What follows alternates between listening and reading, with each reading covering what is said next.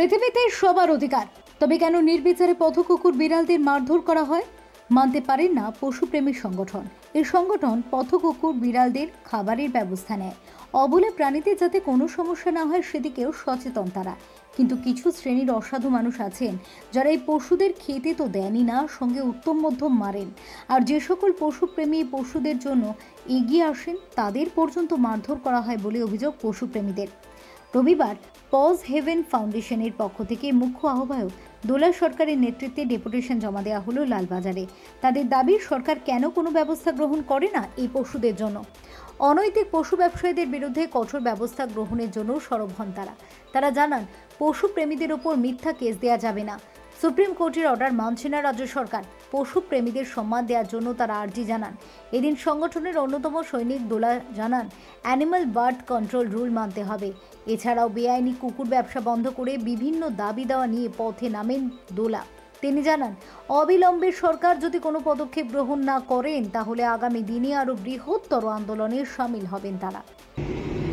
সারা পশ্চিমবঙ্গে লাগাতারভাবে এই যে রাস্তার কুকুর বিড়াল এবং ঘরের পোষ্য এদের উপর অত্যাচার হচ্ছে, আমরা ঠিক নির্দিষ্ট করে ওদের এই অত্যাচারের বিরুদ্ধে প্রতিবাদ জানাতেই আজকে এখানে এক জায়গায় হয়েছি। এবং বিভিন্ন রকমভাবে ওদের জন্য যে অর্ডারগুলো দেওয়া আছে সুপ্রিম কোর্ট বা ভারতীয় সংবিধানের যে আছে নির্দেশ, এগুলো এখানে কোনোটাই মান্যতা পায় না। ওদের এবিসি রুলস অর্থাৎ আমাদের অ্যানিমেল বার্থ কন্ট্রোল যে রুলস আছে সেইটা আমাদের সরকার আজও পর্যন্ত নোটিফিকেশন করতে পারলো না। কোনো এবিসি সেন্টার নেই, অথচ তার জন্য কিন্তু 1,80,00,000 টাকা স্যাংশন হয়েছে, কিন্তু সেই ফান্ড কোথায় খরচা হয়েছে আমরা কিছু জানি না। এরকমভাবেই ওদের যা যা অর্ডার আছে আমাদের রাস্তার কুকুর বেড়ালের জন্য, তার কোনোটাই কিন্তু পশ্চিমবঙ্গে মান্যতা পায় না। সর্বোপরি ইললিগাল ডগ ব্রিডিং এখানে রমরমিয়ে চলছে উইদাউট লাইসেন্স। যেভাবে ব্রিড ডগের ব্যবসা করা হচ্ছে এবং ব্রিড ডগদের অ্যাবান্ডন করা হচ্ছে রাস্তায়, তার বিরুদ্ধে আমরা ভীষণভাবে সোচ্চার এবং আমরা চাই অবিলম্বে এই ইললিগাল ডগ ব্রিডিং, গ্যালিব স্ট্রিটের পেট মার্কেট বন্ধ হোক, বিভিন্ন পেট শপে যেভাবে ওদের খাঁচায় ধরে রাখা হচ্ছে সেই বেআইনি কার্যকলাপ বন্ধ হোক। পাড়ায় পাড়ায় যেভাবে খেতে বাধা দেওয়া হচ্ছে, এটা হাইকোর্টের অর্ডার আছে, খেতে কেউ বাধা দিতে পারবে না বিড়াল কুকুরকে, অথচ মানুষজন রাস্তায় বেরিয়ে এসে বিড়াল কুকুরকে খেতে বাধা তো দিচ্ছেই। উপরন্তু আমাদের যারা অ্যানিমেল লাভার আছে তাদের বিরুদ্ধে থানা থেকে ফলস কেস দেওয়া হচ্ছে এবং তাদেরকে পাড়ায় ফেলে মারধর করা হচ্ছে।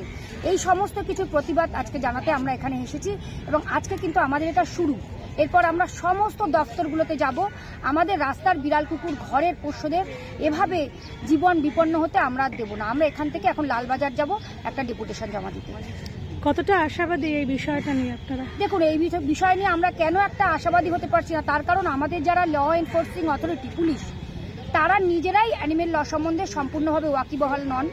শুধু তারা বলে নন, যারা খুব হাই র্যাঙ্কের ডিস্ট্রিক্ট ম্যাজিস্ট্রেট বা অ্যাসিস্ট্যান্ট ডিস্ট্রিক্ট ম্যাজিস্ট্রেট তারাও ওয়াকিবহাল নন। এমনকি আমাদের যে প্রাণী দপ্তর তারাও ভালো করে ওয়াকিবহাল নন। তারা কেউ কেউ হয়তো অর্ডারগুলো পড়েছেন, জানেন। আপনারা কি এই বিষয়টা নিয়ে প্রশিক্ষণ নিয়েছেন? আমরা কোনো প্রশিক্ষণ নিয়ে কাজ করতে করতে এক্সপিরিয়েন্স হয়েছে। আমরা একাধিকবার প্রাণী দপ্তর, আমাদের বিভিন্ন দপ্তরগুলোতে মাস পিটিশন জমা দিয়েছি।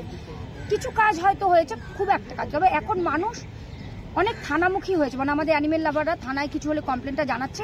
কিছু কিছু থানা এখন এই ব্যাপারটা অ্যাকসেপ্ট করছে যে হ্যাঁ ওদের বিষয়েও ল আছে, এই ব্যাপার, সেটা এখন কিছু কিছু থানাগুলোও জানছে। অনেক সময় অনেক এনজিও থাকে এই ধরনের বিষয়গুলো নিয়ে বেশ কিছু টাকা পয়সা তোলে, মানুষকে ভয় দেখায়। আপনারা কি সেই সমস্ত এনজিওর বিরুদ্ধেই কাজ করবেন শুধুমাত্র পশুকে ভালোবেসে? একদম, সেই সমস্ত এনজিওর সঙ্গে কোনো সম্পর্ক নেই। রাস্তার বিড়াল কুকুর ঘরের পোষ্যদের দেখিয়ে অনৈতিকভাবে টাকা তোলার কোনো ব্যবসায় আমরা যুক্ত হব না এবং যারা যুক্ত থাকবে আমরা তাদেরও বিরুদ্ধে আমাদের লড়াই আন্দোলন চলবে। ইললিগাল শেল্টার, ইললিগালভাবে যে সমস্ত এনজিও ওদেরকে ব্যবহার করে টাকা নেয়, ওদেরকে ভালোভাবে রাখে না, আমাদের লড়াইটা কিন্তু তাদের বিরুদ্ধেও। অনেক বেকার মানুষ আছেন বা যারা ব্যবসা করেন এই মানে পোষ্যদের নিয়েই তাদের জীবন চলে, তাদেরকে হাতে মারতে আপনারা চাইছেন নাকি বার্তা দিতে চাইছেন? আমি তাদেরকে একটাই বার্তা দিতে চাইছি, যে কোনো ব্যবসায়ী যে কেউ করতে পারে। একটা প্রাণ নিয়ে যখন ব্যবসা করছি, সেই প্রাণের আমাকে যাবতীয় তার সুস্থতা, তার ওয়েলবিং, তার আরাম অ্যাজ পার বিট, চালা ঘরে হাস্কি রেখে বিজনেস করে তার পেট ভরাতে হবে। এই অন্যায় কিন্তু আমি ওই হাস্কিটার উপর হতে দিতে পারি না। নিয়মগুলো আপনাদের ওদেরকে জানানো, নিয়মগুলো পুরো সরকারের এত মোটা নোটিফিকেশন আছে। আমাদের পশ্চিমবঙ্গ সরকারের অ্যানিমেল ডিপার্টমেন্ট সেই নোটিফিকেশন লেআউট করে ওয়েবসাইটে আনতে ব্যর্থ। কেন ব্যর্থ? 2020 সালের অর্ডার, 2025 সাল, এখনো কেন সেটা হয়নি? এটা নিয়ে পিআইএল পর্যন্ত হয়েছে হাইকোর্টে, এখনো পর্যন্ত তারা লাইসেন্স প্রথাটাই আনতে পারলো না।